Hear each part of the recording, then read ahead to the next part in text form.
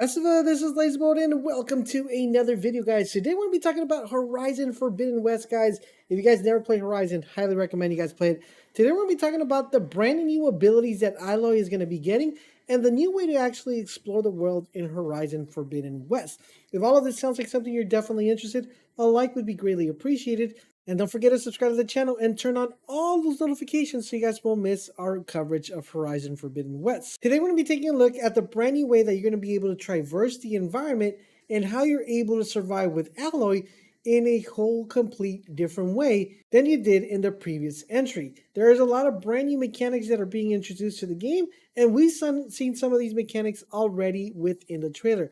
There is going to be a huge amount of freedom, a huge amount of ways for you to climb and get to higher levels than there was ever before. So what exactly is changing and what's becoming a little bit different, and what abilities is Aloy getting, and what brand new weapons will she have at her disposal? We're going to cover all that. So let's talk about the immersive exploration experience we're going to be getting within the game. Now, as you recall, in the previous game, one of the biggest things that the community was asking for when the new game came out was giving you the ability to be able to have more discoverable areas.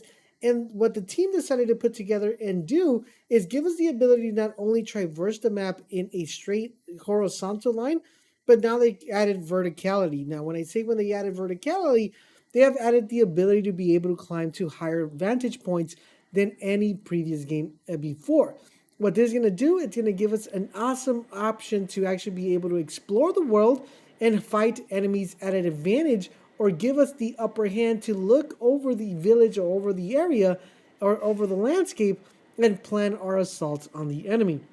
This is something that hasn't been part of the game ever, and with this new feature, it's going to give us a big variety of being able to make the game more enjoyable and more explorable.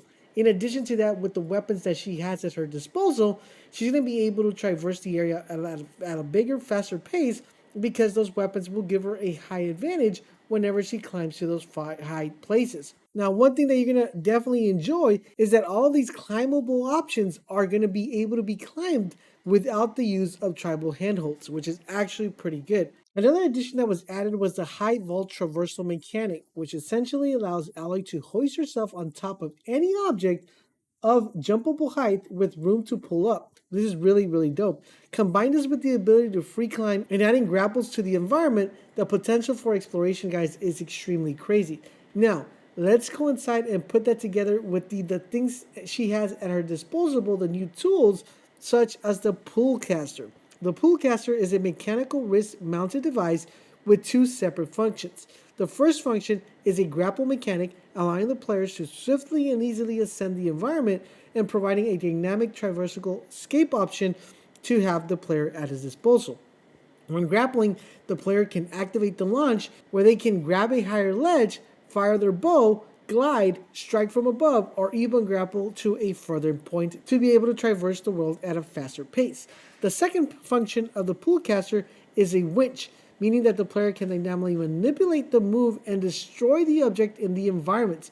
Think about pulling a hidden loot chest from the ledge or tearing open a vent to create a new climbing path. So it's going to give you a big advantage with these two abilities to be able to discover the world and traverse it in a very different and a different pace than you normally would. Now, speaking of that, there is another item that has at their disposal called the Shield Wing. Now, the Shield Wing is almost everybody's favorite. It pretty much has become an instant favorite not only for the team developing the game, but people who have also seen the trailer, because it provides not only the most exhilarating way to return from an epic climb, but it also the most picturesque, because it's kind of having like a parachute or a glider while you're jumping down. It's going to give you, with that much verticality that you're able to get up in the air, it's going to give you a big way to actually traverse and follow along the path that you're wishing to go within the world. Now, speaking of the world, one thing that makes the world a little bit different than the previous game is that ability to be able to find different stuff and dangerous frontiers at your disposal.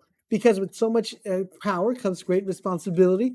So think about it this way: you're going to have so much power, but there are going to be a lot of enemies out in the world that are going to make the life impossible for Aloy to be able to kind of traverse there and just enjoy the scenery. There's going to be a lot of stuff that's going to be kind of hindering you from actually moving forward. And this brings us to the brand new combat system or combat mechanics and weapon variations that were put into the game to make that dangerous world not only become undangerous or be able to cleanse the world from so much danger. Now, these key features, guys, are been the main focal point of the team that's behind the game, Gorilla, and being able to give the player a lot of variety, a lot of choice, not in everything from melee weapons to weapons in general, outfits and skills, and brand new mechanics that they want to give the players more tools to be able to explore the world and not feel hindered to being able to combat the world at your disposal. One entirely brand new concept coming to the game is the ability to be able to work off a workbench. Yes, a workbench will be part of the game for the very first time.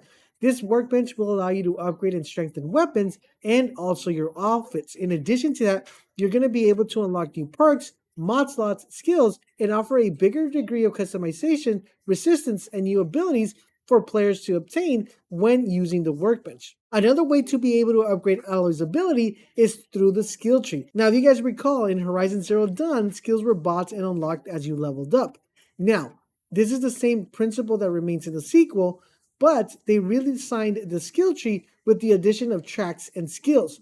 Within the skill tree, skills also synergize with those that are either already present on the outfit or need to be unlocked by getting an outfit itself. Now, of course, the abilities are amazing, but we wouldn't be able to talk about much if we wouldn't talk about the weapons. Yes, guys, the new weapon variants that are coming to the game are amazing because this time around, there's going to be a little bit more emphasis on melee weapons. They wanted to combine the melee aspect of the game and wanted to tie it with the range combat of the game together as well. This leads us to a few examples of skills that synergize perfectly with that melee combat and that far range combat as well. And we're going to be talking about the Resonator Blast, where you can charge up the spear with melee hits, and when fully powered up, the energy can be placed on the enemy. This is a very good mechanic and something that we have to experiment on the game. In addition to that, there is a Valor Search feature. There are 12 in total of these features, which each of them representing and strengthening a specific approach to the game.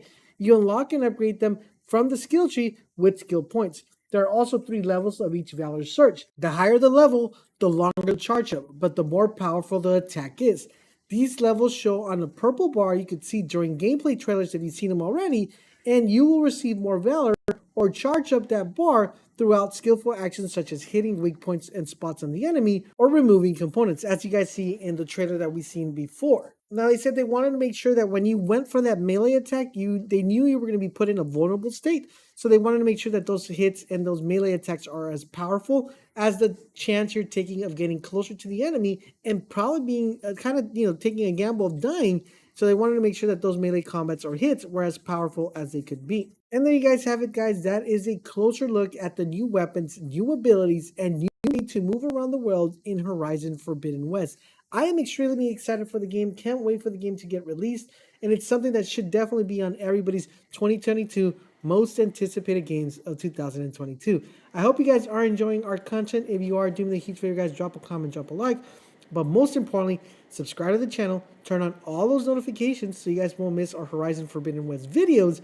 In addition to that, guys, if you want to show a little bit more love and support, do consider becoming a member of the Bold Nation. We greatly appreciate it. Thank you guys for watching, and I will catch you guys on the next video.